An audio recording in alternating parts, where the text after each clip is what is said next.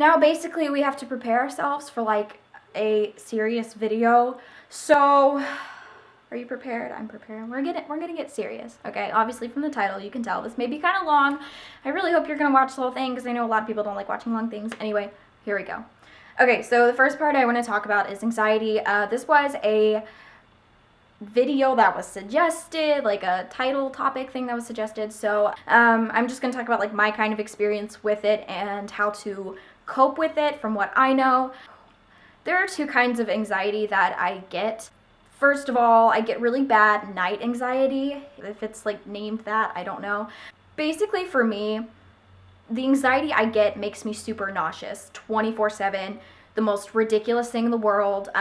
This has just started up for the past year or so. Night anxiety wise, I feel like I've also developed some kind of insomnia from this because if you follow me on Twitter or Tumblr, you know I am up at 4 o'clock in the morning. I'm awake, you know? I like to think that I also just enjoy being awake as part of my creative process, but for the most part, I am awake and I'm not happy with that.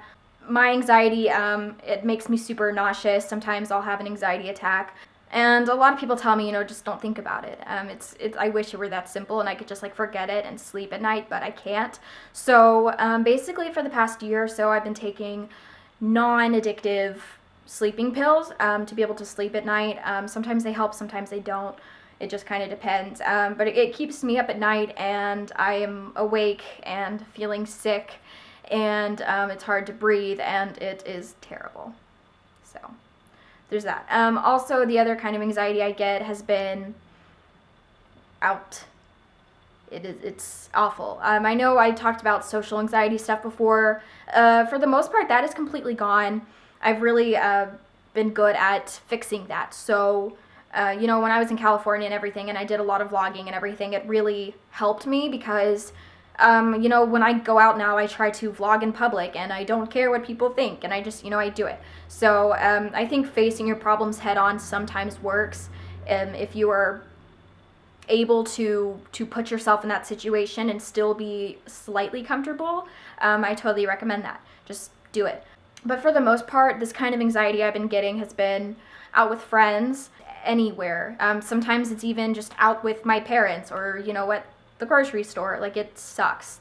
And it's the same kind of anxiety where I just feel like super sick and everything, but it's really prevented me from leaving my house a lot lately. And that's only been happening for a few months or so now, but it is absolutely ridiculous.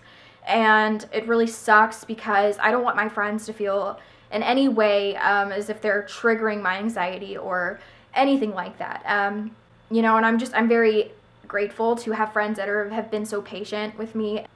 My recommendations for those of you who do have anxiety, I know everybody has it differently, so specifically for night anxiety, there are some things that I have figured out that do make it a little bit easier. Do not drink caffeine at night. It kind of just makes things worse, especially if you're up late. Like, staying up late even more is just going to make it worse, so try to avoid that. Try to avoid watching anything sad or something that's going to make you stress out, like movie-wise, TV show-wise, whatever, book-wise. Avoid anything that could possibly trigger your anxiety or just make it worse. Try to watch something like funny or something that's going to keep your mind off of whatever. I know I guess it's possible to get some kind of medication out there, like over-the-counter stuff for anxiety, but for those of you that are a lot younger, because most of you are, I do not recommend at any cost sleeping pills, anything like that.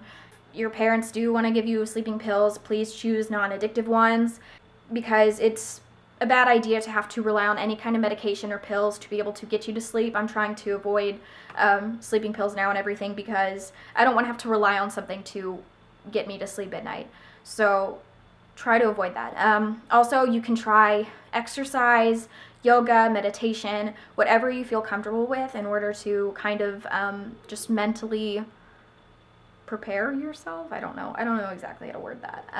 But there are different ways to deal with it, to cope with it. And I've been exercising a lot more, yoga, working out kind of stuff. So if you can do that, I recommend doing that. And sometimes you just need someone to talk to, and I totally get that. And also, I mean, feel free to email me. You guys email me all the time about stuff like this. So, I mean, if you do have anxiety or something you need to get off your chest, you don't feel comfortable with talking to your parents or your friends, anything like that, always feel free to email me. I'm always up. I will respond to you, and I will talk to you about whatever I can to try and help you in any way I can. Because this is a fixable thing, you know. I don't want anybody to think this is a permanent thing that you're gonna have to deal with forever, because it's not, and you should always want to get better in that sense. Okay, the next thing I want to talk about, first of all, I just want to say that this is a thing you can get out of, so don't think that this is a permanent situation. I think many people deal with this, obviously, more than anxiety, stuff like that. So when I was in middle school, I was diagnosed with depression. A lot of people have that. It's nothing to be ashamed of. It's nothing to be embarrassed about. It's life. I mean, a lot of people get depressed. It's okay, you know, it happens. So I know that you can get put on antidepressants and everything. I was put on antidepressants from like 7th grade to 9th grade. I stopped taking them just because I didn't want to have to rely on something to make me happy. I wanted to figure out how I could be happy with myself and not have to rely on any kind of medication, so I got off of it. So if you are taking medication for that, keep doing that if that's what helps you. It is always possible to get better. The thing is, I just want you guys to know that it's okay to be sad. Even if you're not like completely depressed or anything, I mean, it's okay. If you need time away from people and you need time away from everything, that is okay. Take a week off, take a few days off, you know, however much time you need to fix yourself, take it. You know, don't be afraid to do that. You don't have to bottle up everything inside, all your emotions, anger, stress, sadness, whatever, just cry. If that's what's going to help you, cry. Okay? I just want to say that, like, there's nothing, I don't care if you're a dude or whatever, you can cry. Okay? There's nothing wrong with having emotions and showing you have emotions.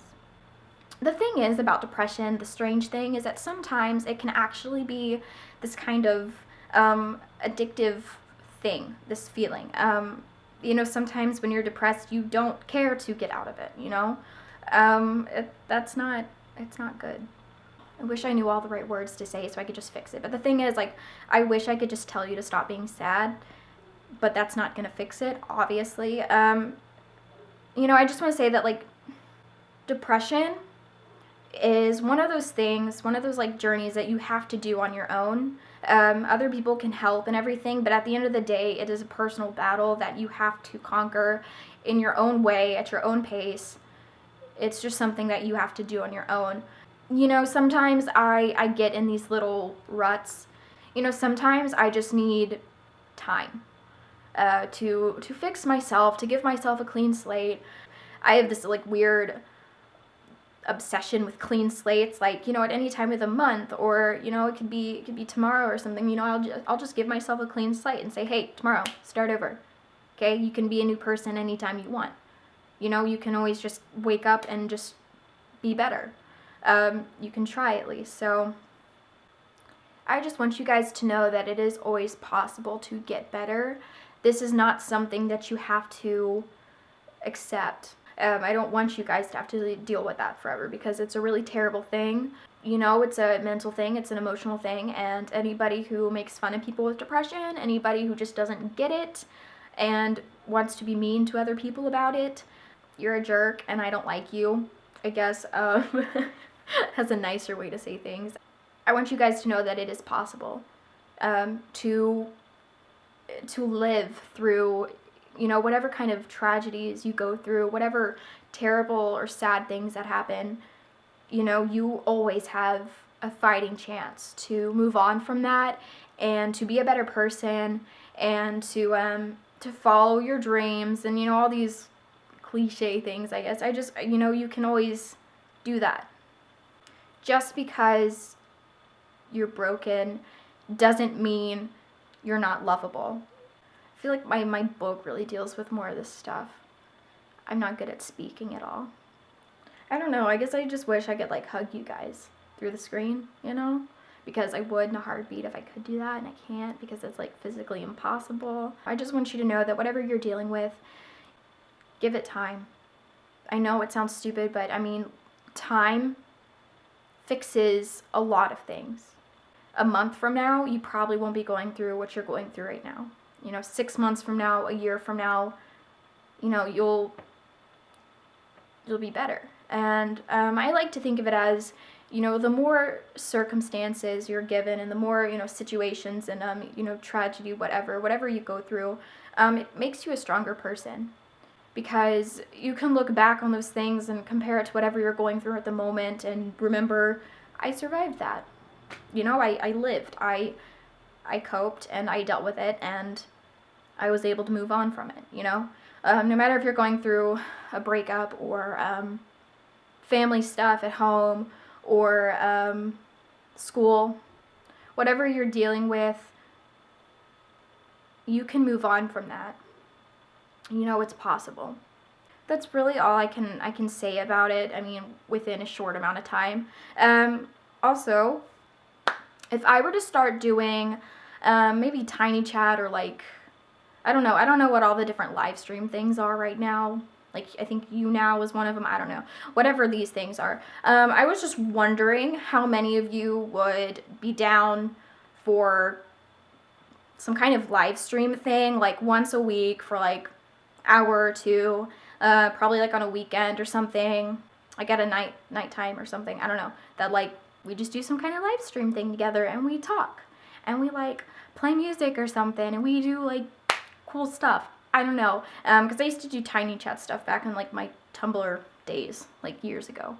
But I was wondering if you guys would be interested in that or not, just so we can just talk one-on-one more, so I'm not just like talking to myself in a camera. If you guys are interested in that, please comment below or just give this a thumbs up or something. Let me know somehow, because it's going to be very awkward if nobody says they want to do that. Yeah.